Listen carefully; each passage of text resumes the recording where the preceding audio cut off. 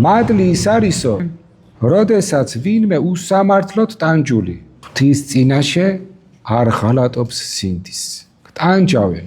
აი ხედავ რომ უსამართლობის ხერბლი ხარ, მაინც აგრძელებს სიმართლის მსახურებას, სიტყვით და საქმით, არ ეპუები ამ უსამართლობას, იცი რომ რაც მეტად გააგრძელებს სიმართლის დაცვას, მეტად ტანჯული იქნები.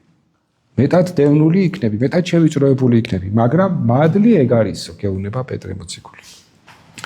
რომ არ უღალატებო სინდისო, მიუხედავად ამ ტანჯვისაო და თან ამავე დროს უთრტვინელად აიტანო გასაჭირს.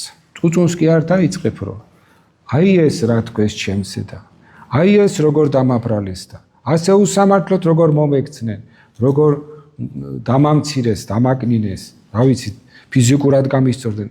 ტანჯვას წილ წუწუნს კი არ დაიწყებ, ჩივილს კი არ დაიწყებ და თრტვინვას კი არ დაიწყებო, არამედ იტყვი რომ მადლობა ღმერთო, რომ მე ღირსი გავხდი სიმართლის გულისთვის. შენი მსახურების გამო სუფთა სინდისით მიმეღო ყველაფერი ის, რაც აი ამ ადამიანებმა მე მაკადრეს. მადლობა შენ ღმერთო. აი ეს არის მართალი ადამიანის სულის კვეთება და ეს არის მადლიო, გეუბნება პეტრე მოციქული.